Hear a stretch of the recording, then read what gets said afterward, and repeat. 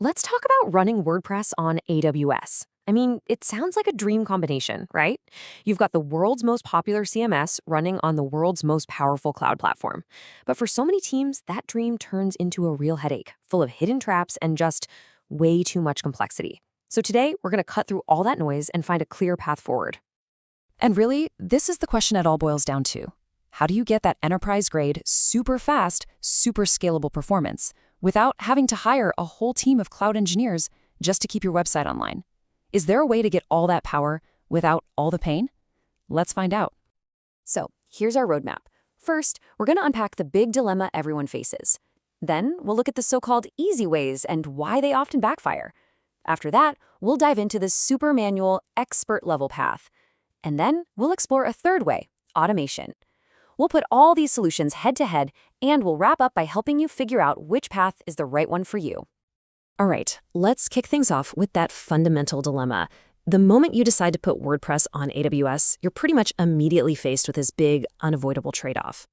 See, on one hand, you have the option for ultimate control. This is where you're manually building every single piece of your infrastructure from scratch. You get total flexibility, which is great, but it requires some serious expertise. And then on the other hand, you have total convenience, these simple one-click solutions.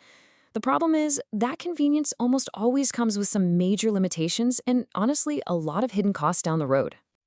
So let's talk about that path of convenience first. We're going to look at the most common, easy ways to get started on AWS, and we're going to uncover why they often end up being a trap. First up, AWS Lightsail. You can basically think of this as Amazon's answer to something like GoDaddy or Bluehost. And at first glance, it's super appealing. You get a one-click WordPress setup, a predictable monthly bill. It feels like the perfect, simple entry point. But here's the reality check. Lightsail works on a CPU credit system. The moment you get a little bit of traffic and you burn through those credits, your site's performance just falls off a cliff. It can even crash. And there's no auto-scaling to save you. If you outgrow your little server, you are looking at a painful manual migration to something bigger. So fine for a personal blog, maybe, but for a real business, it's a non-starter. Okay, so the next easy button that people often press is the Bitnami WordPress image from the AWS Marketplace. Just like Lightsail, it gets you up and running on a basic server in just a few minutes. Seems pretty good, right? Well, oh man, anyone who's actually tried to use a Bitnami site for a real project knows this painful loop all too well. Because of the weird way they set up file permissions, super simple things like updating a plugin just fail. You get permission denied. So you have to pop open the terminal, SSH into the server, and run these command line fixes just to do a basic WordPress task. It turns simple website management into a total technical nightmare. All right, so if the easy way is actually a trap, what about going to the complete opposite extreme? Let's talk about the manual expert path, building everything yourself from the ground up for total control and performance. So to build a truly scalable setup yourself, you have to manually configure a whole bunch of different AWS services to work together. At the bare minimum, you're going to need web servers on EC2, a managed database with RDS, some shared file storage with EFS, a load balancer to spread out the traffic, and Route 53 for your DNS. And believe me, that's just the starting lineup. Because to do it right, to follow what AWS themselves say is the best practice for a tough, resilient website, well, the list just explodes. Now you need a CDN like CloudFront, a network that spans multiple data centers, auto-scaling groups to handle traffic spikes, a caching layer with Elasticache. I mean, the list just goes on and on. The complexity just skyrockets. And that's the real catch, isn't it?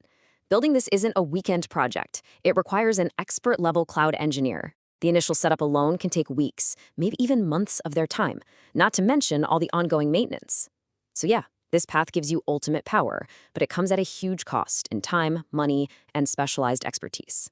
So we've got convenience on one side that doesn't really scale, and we've got control on the other side that's just insanely complex.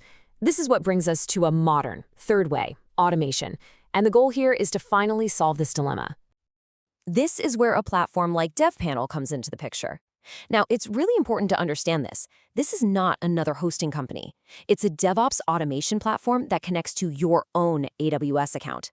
This model is often called Bring-Your-Own-Cloud, and it is the key difference. It automates that entire complex architecture we just looked at, but it builds it all inside your own infrastructure, which you own and control. So when we say automation, what are we really talking about? What does it replace? Well, it replaces all that painful manual DevOps work. Things like building automated deployment pipelines, what we call CI/CD. It replaces having to write all that complex infrastructure as code.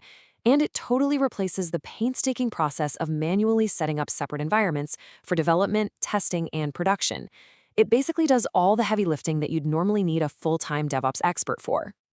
Okay, so theory is great, but let's put these different approaches head to head. Let's do a direct comparison to really see how they stack up against each other. This table really makes the difference pop.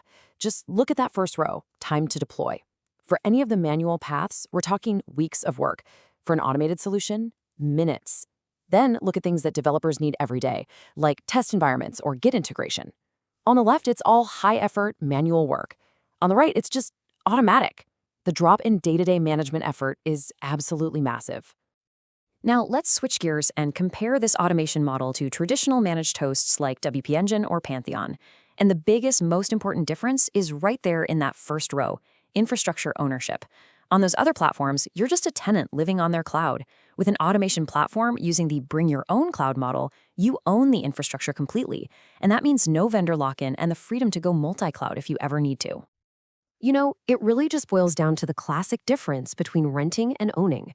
With managed hosting, you're renting an apartment. The landlord sets all the rules, and you just live there.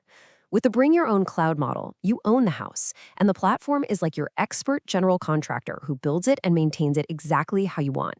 You have the ultimate control. So, with all of this information, how do you actually make a decision? How does this translate into real-world advice for you and your team? Let's break down which path makes the most sense depending on your situation. Okay, if you're a solo dev working on a tiny personal project, sure, Lightsail is probably fine. But if you want to learn how the pros do it, an automation platform is a fantastic way to learn those workflows. For a growing team, automation is a total game changer. You get all the enterprise features without the six-figure salary of a DevOps engineer. For big enterprise teams, automation gives you the best mix of control and speed, unless you have some super custom needs and already have a big DevOps team. And finally, for agencies, the ownership model is huge. It lets you offer affordable, white-labeled hosting for your clients with total control. So I'll leave you with this question to think about. Right now, is your hosting infrastructure a bottleneck that slows you down with manual work and performance problems? Or is it an accelerator that empowers your team with slick, automated workflows and true scalability? Because the platform you choose is ultimately what will determine that answer. Thanks for joining me.